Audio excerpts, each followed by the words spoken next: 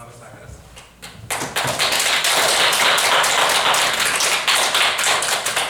Ar žinot, kodėl plojam? Save ir mane sveikinat, ir save sveikinat, ir aš jūs sveikinu, ir dar to pačiu sveikatinamės. Dabar taip. Sveiki, dar kartą, mano vardas Paulius.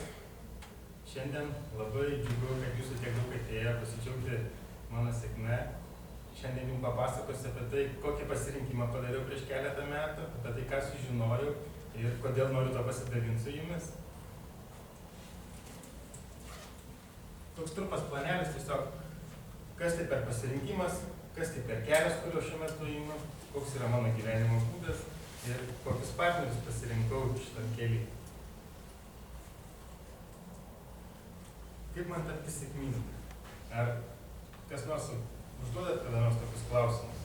Teko išsikelti, galvoti apie tai, kaip išsiskirti iš minios, kaip būti kažkuo kitu, kurį labiau pastebi žmonės.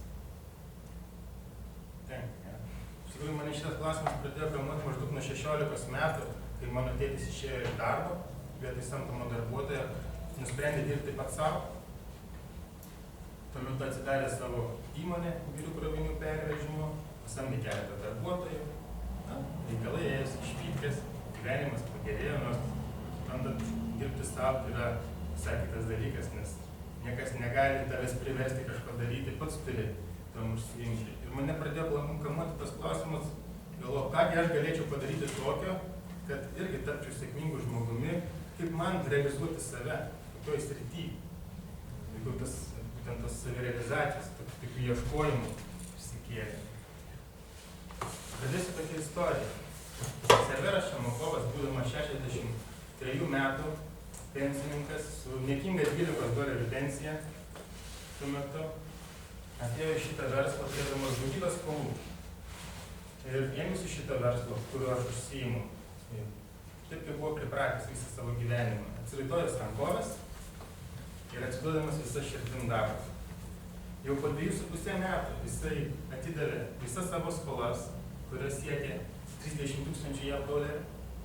Dar po 2 metų jisai iškopė į karjeros viršūnę toje kompanijoje, su kuria bendradarbiavo. Po 7 metų jisai pagaliau gyvendino savo svajonę, grįžo į Krymą ir ten pasistatė savo svajonių namus, kuriuose gyveno pats, jo šeima ir jo ainiai. Šitais kaip atrodo. Šitą istoriją man, kad aš tikiuosi jums, paliudė, kad nesvarbu, koks jūsų amžius, išsilavinimas, kokia jūsų socialinė ir finansinė padėtis, niekada nėra vėlu pradėti ir kibtis į gyvenimą, mokytis pačiam jį tvarkytis. Ar jums kyla klausimas, kas tai per verslas? Gal žinot atsakymą?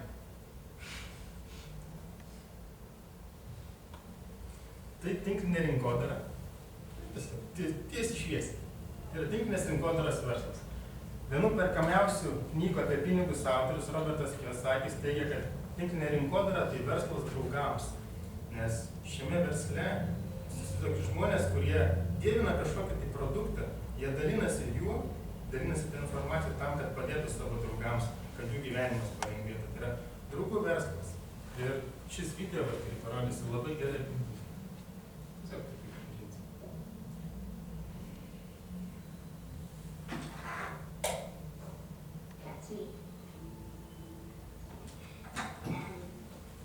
That's 3 people. And now I'm going to help them. But it has to be something really big. Something they can't do by themselves. So I do it for them. Then they do it for 3 other people. That's 9. I do 3 more. That's 47, so I'm not really good at math, but it gets big really fast. Trumpa ištrauka iš filmo Sėkmė avanso.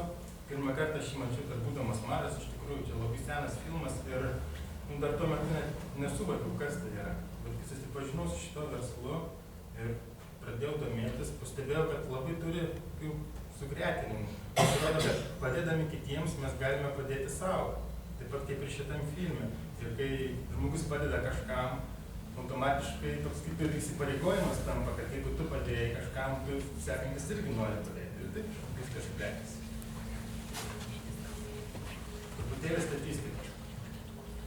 2012 metais Amerikos populiacija sudaro 314 milijonų gyventojų. 8 milijonų iš jų yra milijonieriai. Tai kas 39 žmogus Amerikoje yra milijonierius. 1,5 milijono iš jų milijonierių savo kapitalą susikrovė būtent tinklinės rinkodaros pagalba. Tai kas 5 milijonierius Amerikai yra tinklinės rinkodaros milijonierius. Man šitas verslas patrauklus tuo, kad čia nereikia didelių investicijų, o jos dažniausiai siekia nuo 50 litų iki $2,000.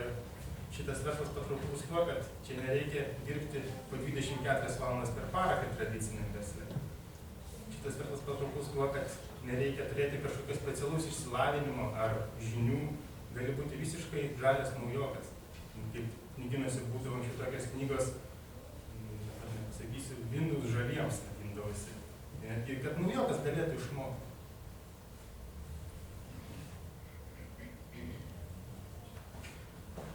Turiu tokį klausimą. Kaip jums atrodo, Japoniją galima laikyti šalimi lyderį? Tai vat įsivaizduokit, Japonija tokia šalyje, kurie yra viena iš lyderių ekonomikos srityje ir technologijų, beveik 80% visų produktų, tokių kaip vanduo, maistas, elektra, mobilusis ryšys yra parduodama tinklinės rinkodaros pagalba. Amerikoje maždaug rinkos sudaro 60%. Ar pažįstat šitus žmonės? Esat matę? Ar galbūt asmeniškai? Netekas. Turiu tokį klausimą. Kaip jums atrodo, kiek kiekvienas iš jų uždirba? Padarysim viktoriną tokią trumpą ir maždaug paspėliosim, koks yra mėnesinis atlyginimas kiekvieno iš šių prezidentų. Ir toks variantas. Yra 10 000 JAV dolerių per mėnesį, 33 000 JAV dolerių per mėnesį, 19 000 ir 50 000. Pirmas klausimas. Kiek uždirba Prancūzijos prezidentas? Jeigu žinot atsakymą, pakelkit ranką. 19. 19. Tiksliai jums turiu prizą.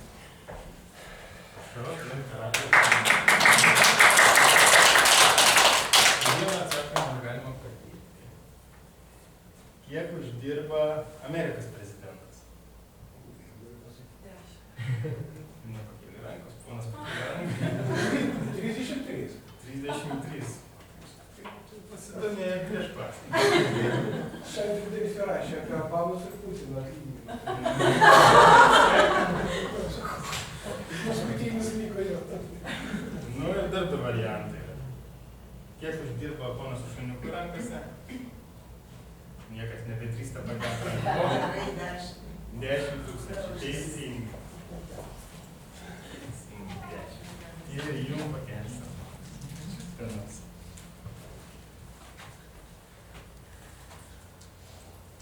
Su šitu verslu susipažinau, būdamas 24 metų. Jaunas samdomą darbą dirbantis studentas, tuo metu dar neturėjau šeimos, gražių vaikų, žmonos. Viskas, kas rūpėjo, tai gyventi šią dieną. Darbas, kurį dirbau, vežė mane porą metų. Vežė ta prasme, kad buvo tiesiog kaitas iš tikrųjų į tą darbą, nes tu gauni tokius pinigus, apie kokius nebuvai svajojęs kaip studentas. Nes tuo metu studentiškais laikais tai buvo wow atlyginimas. Žmonės su aukštuoju, netgi su magistriniu dirbo tą darbą, kurį aš dirbau. Tai yra krupie kazino. Bet po poros metų supratau, kad perspektyvų kažkur augti, tobulėti, uždirbti daugiau pajamų kaip ir nebėra. Nes pasirodo, kad esi įspraustas į rėmus ir lipdamas karjeros laiptais vis atspiri tokias lubas. Ėmiau domėtis įvairiom perspektyvom. Galvojau, gal kažką tai reikia mokytis, kažkokį tai kitą dalyką, specialybę, kur galima būtų daugiau uždirbti. Galbūt reikia susikurti savo nuosavą verslą, bet nei žinių, nei patirties, o jau nekalbant apie finansus, visiškai neturėjau. Ir tiesiog buvo tokie ieškojimų metai, prasidėjo tokios nekokios nuotaikos, atėjo 2008-ieji ir greitai labai supratom, kas yra valdžia, savininkai įmonės ir kas yra darbuotojai. Nes iki tol būdavo taip, nueini, nori atlyginimo didesnį, pasakai, kad išeisi, atlyginimą pakėlė 50 litų ir lieki dirbti toliau. O dar buvo taip, kad ateini, nori išeiti, ačiū, viso gero. Ir labai tokia situacija, panašiai čia.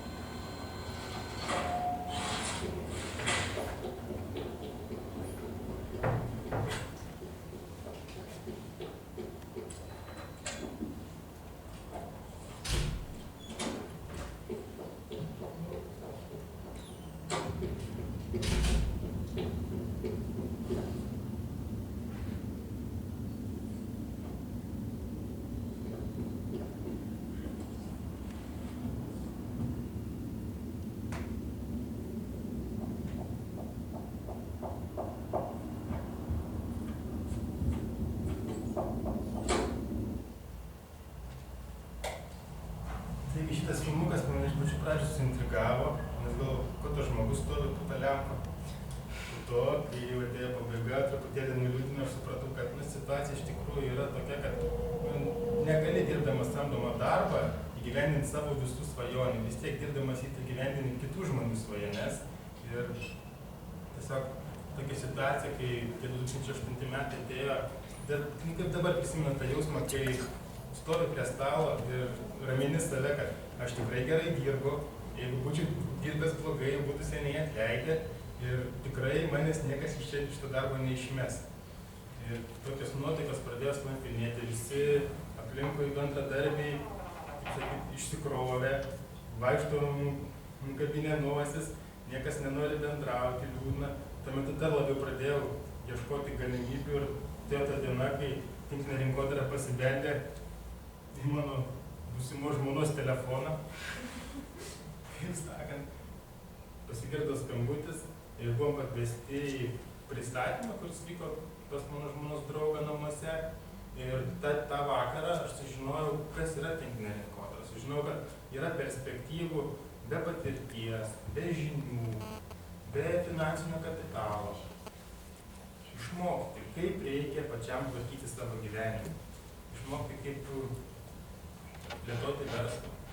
Išmokti apie finansus, išmokti buhalterijos netgi šiek. Tau duoda instrukciją, kur viskas yra surašyta. Šalia pastato žmogų, į kurį gali atsiremti, kai tau reikia pagalbos, kuris turi žinių, kuris žino, kaip tą reikia daryti. Jam gali bet kada paskambinti, tai yra darbas komandoje. Čia ne vien tik apie pinigus šitas verslas yra. Šitam versle mes kuriam savo aplinką, kurioje yra gera būti, kurioje gali pasisemti teigiamos energijos, aplinką, kur tave priima šiltai, kur tu gali augti, tobulėti. Tai šitos aplinkos neįmanoma susikurti niekur kitur, nes tik tai čionais žmonės dirba turėdami vieną bendrą tikslą, dėl vienos bendros idėjos ir čia mes vieni kitus sveikinam, vieni su kitais konkuruojam. Tai yra, kuriam savo aplinką, savo komandas ir mes gauname palaikymą iš jos ir tikriausiai sutiksit su manim, kad jeigu mes turim palaikymą iš kažko, palaikymas maždaug sudaro 50% visos sėkmės.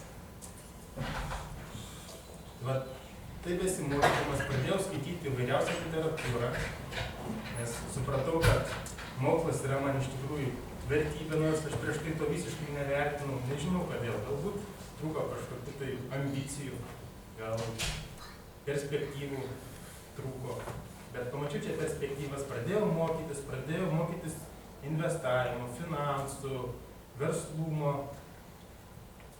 Netgi prieš porą savaičių dalyvau viename verslo seminare, kur turėjau galimybę susipažinti su pačiu Antanu Guoga, vienu perspektyviausių ir didžiausių Lietuvos verslininkų ir filantropų. Turėjau galimybę su juo pabendrauti gyvai. Tai besimokydamas pradėjau plėsti savo komforto zoną, o galbūt žinot, galbūt ne, bet pasakysiu, kad tai, ko mes siekiam, mūsų visos svajonės, tikslai ir norai, yra už tos linijos, kur yra mūsų komforto zona. Ir jeigu mes norime kažko tai pasiekti, ištiesti ranką ir nepasiekti, mes visgi turime žengti tą žingsnį ir išeiti iš komforto zonos.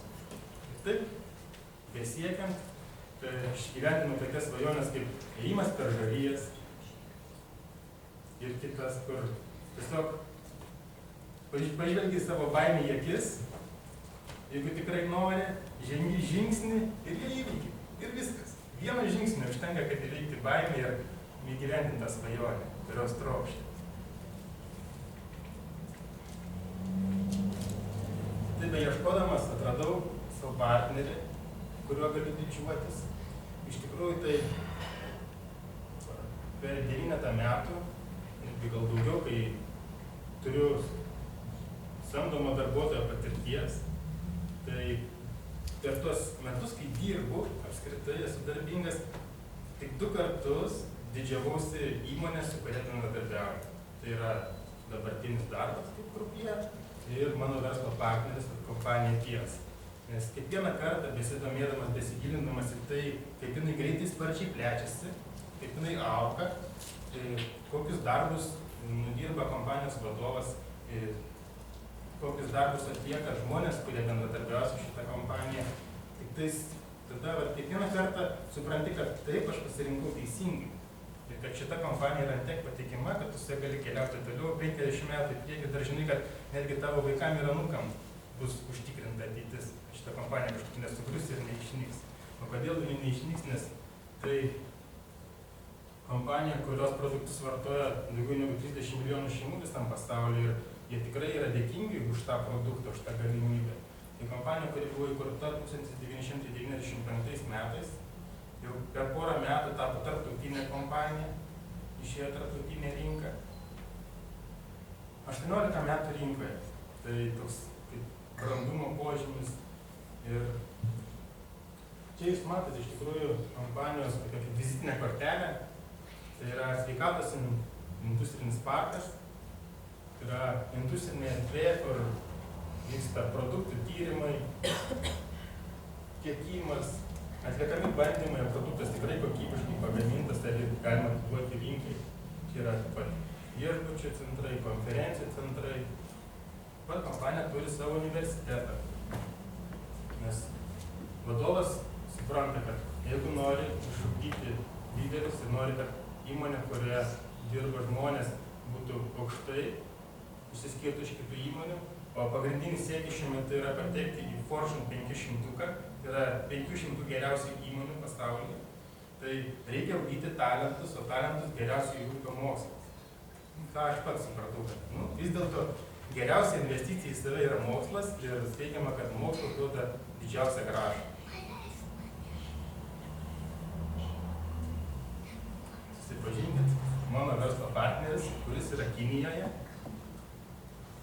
Tai žmogus, kuris užkečia savo esybę, kurio žodžius netgi nesuprasdamas, nes jis kalba kiniškai, su vertėju, į rusų kalbą, bet dažniausiai to vertėjo nesigirdi. Man teko su juo susipažinti toli nuo scenos, neturėjau galimybės asmeniškai, aišku, pabendrauti kol kas. Tai tiesiog jo žodžius, tai klausai, negali nepriimti asmeniškai, nes jisai šneka taip, kad tu supranti, kad tai, ką jis daro, jisai dėl savęs jau viską padarė, tam, kad užtikrintų savo gyvenimą. Toliau, ką jis daro, yra būtent dėl mūsų, dėl tų žmonių, su kuriais jis bendradarbiavo. Tai žmogus, kuris 2008 metais buvo pripažintas Kinijos metų žmogumi, 2010 metais tapo filantropiškiausiai Kinijos verslininku ir būtent 2013 pateko jau 14 metai iš eilės, pateko tarp 30 geriausių Kinijos verslininkų. Vakarieniaus laikai žmonėm kaip Tonis Blairas, įvairiausi ministrai įvairių šalių. Ir bendradarbiauja su tokiom kompanijom kaip Microsoft, Pfizer, kurios įeina į tą Fortune 500. Microsoft yra 22 vietoje, Pfizeris 43 vietoje. Tokios kompanijos kaip Shiseido yra japonų kompanija, kurioje pasaulyje yra numeris 4 plaukų priežiūros ir kosmetikos srityje, o Japonijoje numeris 1. Va tokie lyderiai, tokios kompanijos bendradarbiauja ir kartu sukuria palaikymą vienai kitai. Integruojasi. Tai, kas man labai artima, kad kompanijos filosofija, politika yra teikti, investuoti į visuomenės gerovę. Tai yra gauti naudos iš visuomenės ir grąžinti ją visuomenį. Ir šiai dienai investicijos į visuomenės gerovę siekia 175 milijonus eurų. Čia, dabar nesimato, ten prieš tai buvo pavyzdys. Čia pavyzdėlis iš tai, kad kompanija pirmą kartą, kas visus labai nustebino, pagaliau pamatė Lietuvą. Mes visi laukiam to momento, nes jinai daug iš tikrųjų labai investuoja visame pasaulyje, stato mokyklas, aukoja. Jeigu kažkur atsitinka kažkokia nelaimė, tarkim, kaip Japonijoje buvo irgi elektrinės sugriautas, keliavo pagalba. Tai vat, pasirodo atsigręžė į Lietuvą ir Lietuvoje tuo pačiu buvo paskelbti toks projektas Tiems Kaltis vaikams. Ir čia yra vaikų namai Rytas iš Klaipėdos, kur vaikai su įvairiausiais sveikatos sutrikimais gyveno tose namuose ir jiems buvo duodamas tas kompanijos kalcis. Tais metais, tą žiemą, kai visi aplinkui labai stipriai sirgo, tie vaikai arba visiškai nesirgo, arba sirgo labai lengva forma. Tai buvo labai didžiulis rezultatas, kurį būtent tų namų vaikų auklėtiniai ir auklėtojai valdžia buvo labai dėkingi. Čia šitoj nuotraukai yra Kurčiųjų mokykla, kuriai buvo renkama labdara, būtent pirkti skalbimo mašiną. Tai parodo tik tai, kad kompanija ir jos filosofija užkrečia ir kitus visus žmonės, kurie su jie bendradarbiauja, taip pačiu ir mane. Ir mes čia mus moko dalintis. Tai mes daliname savo žiniom, savo patirtim ir būtent renkame labdarą ir padedam visuomenį, taip pat plėtodami ir kompanijos vardą.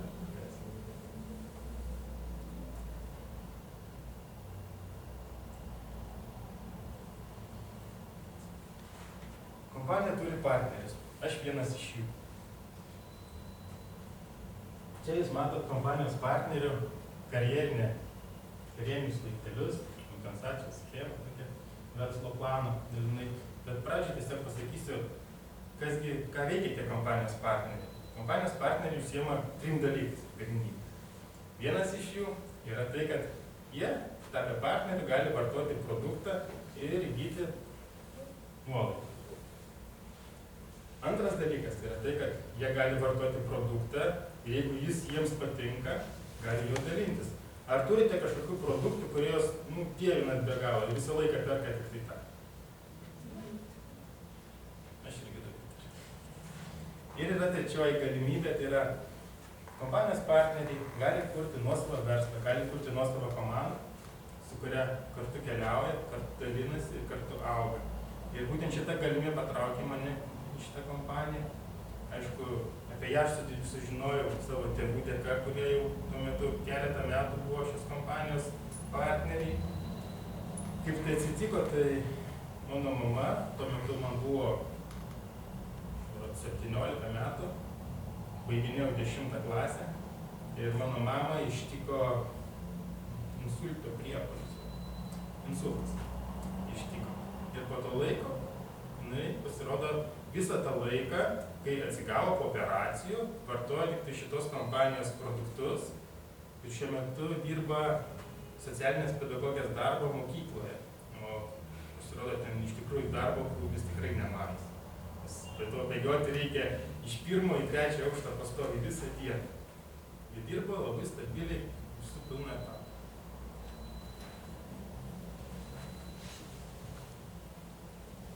Šią kompaniją mes galim turėti taip pat ir jūs automobilį už kelius šimtus tūkstančių, ar jachtą už milijoną, ar nuosavą vilą ant jūros kranto. Viskas, ką reikia padaryti, tiesiog įsigyti loterijos bilietą už 50 litų ir sulaukti žaidimo pabaigos. Aš tą dieną, kai susipažinau šitą kompaniją, aš nusprendžiau, kad aš tą bilietą įsigysiu, nors tuo metu, kad ir dirbau, bet tie 50 litų man iš tikrųjų atrodė dideli pinigai. Kaip jums atrodo, ar šitie žmonės laimingi? Taip, šypsosi, turi šeimą.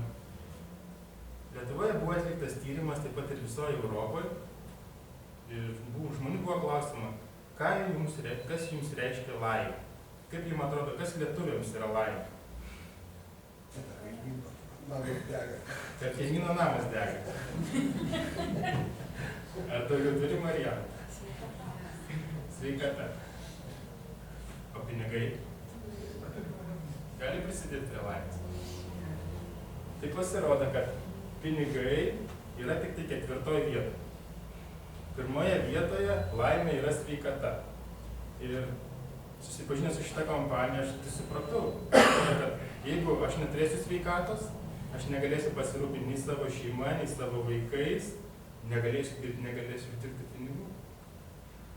Tai žinodami tokį dalyką, kad lietuviams sveikata yra labai svarbus dalykas ir kad jie nori ją išsaugoti, ar galima teikti, kad pasirinktas verslo modelis ir sritis, wellness, tai yra grožio ir sveikatos, yra tinkama plėtoti verslą. Kaip niša tiesiog yra tinkama, kad perspektyvu. Galima teikti.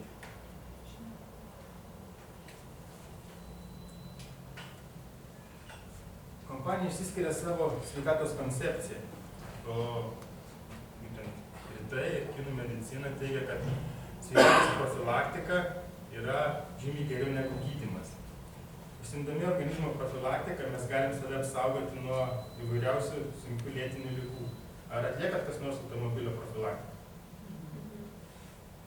Nelaukiat, kol suges. Ir po to taisyti.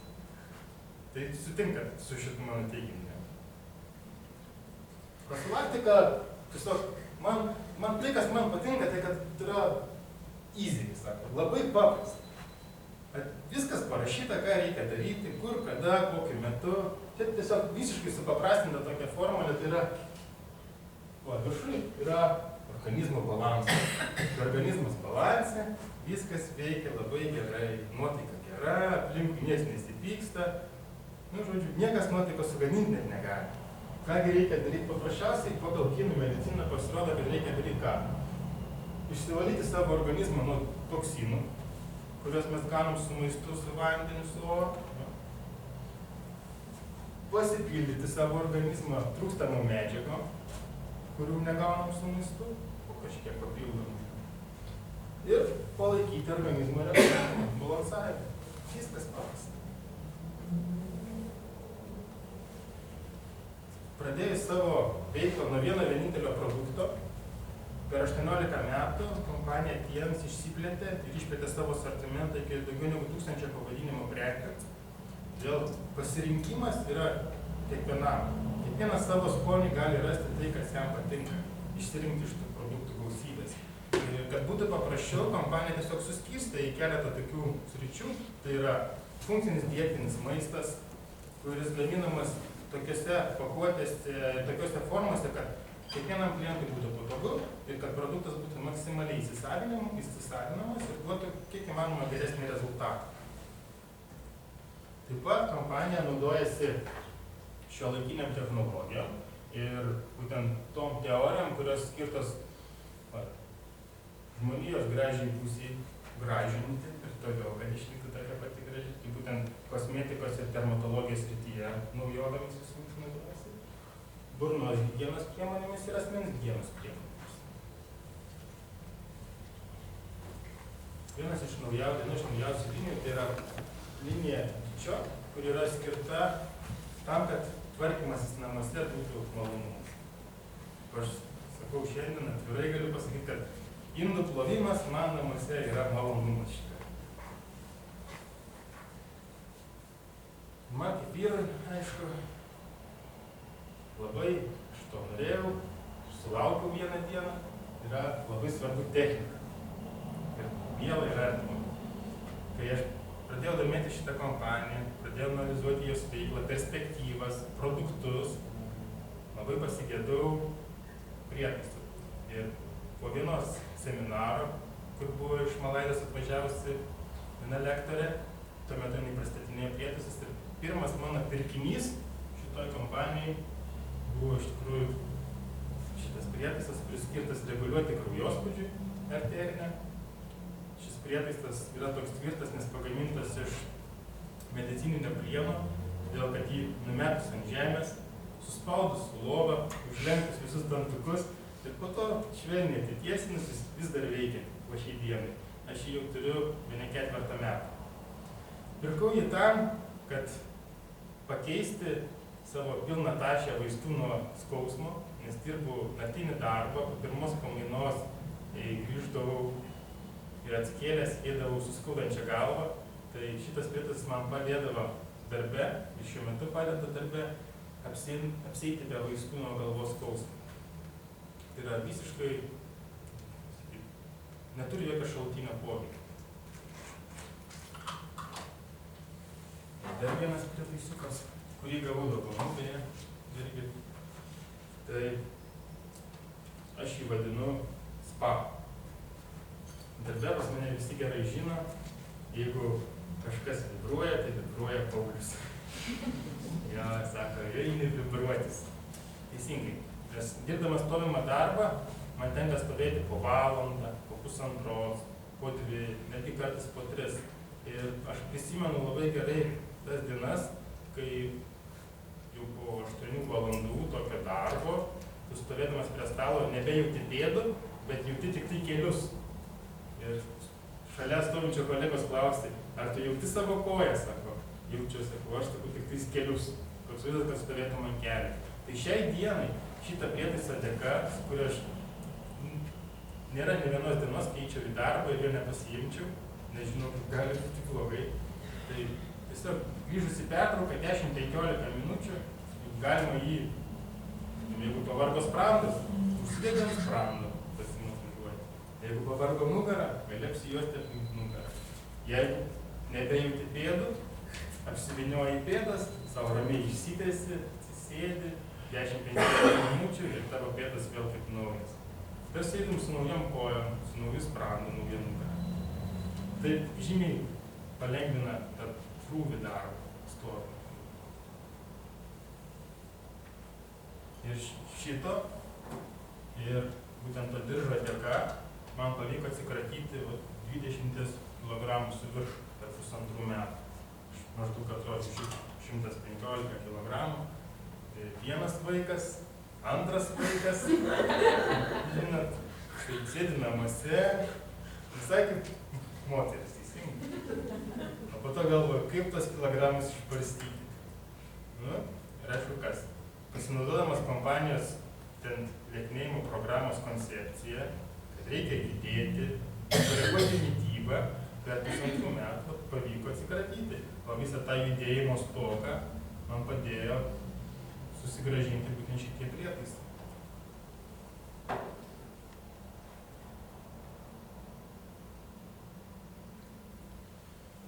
Čia jūs matote tokią liniją iš žmogaus nuo gimimo iki mirties. 50 metų jis paaugęs skiria tik tai tam, kad aprūpintų save.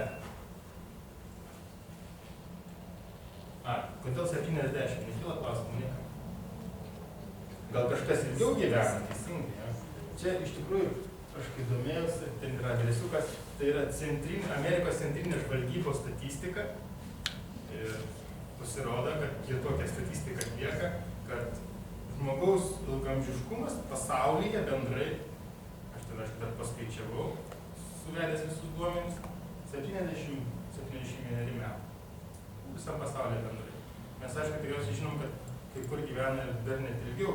Tai paėmus bendrą statistiką, nes kai kur 50-60 metų siekia. O pensijas anksčiau būdavo kokiu metu. Jo. Gyvenimas ilgėja, pensijas vis toliau ir toliau. Jeigu nesuklysiu pasakydamas, tai čia pensijos prasidėjo būtent nuo von Bismarcko laikais. Ką jis veikia tuos 50 savo metų, kai bando save aprūpinti? Pasirodo, iš tų 50 metų, 16 metų miega, tik tai jis praleidžia miegodamas, 25 metus praleidžia tik tai dirbdamas, 3-5 metus keliauja į darbą ir 5 metus praleidžia su savo mielais ir artimais žmonėmis. Kiek metų žmogus iš tikrųjų būna laimingas? Geras patinka, tai tam šansų daugiau. 21. Kai jie girdi, tai 21. Pabaigdamas pasakysiu tokius Steve'o Jobso žodžius. Delsimas keistis pirmiausia iš mūsų atima dešrą, po to jis iš lėto nulaižo sviestą ir galiausiai pasiima tą duonos riekę. Taip, kad, mielieji, keiskimės, padėkim keistis kitiems ir tegul mūsų vaikai, tėvai, anūkai mumis didžiuojasi ir įrašykim save į tą istoriją.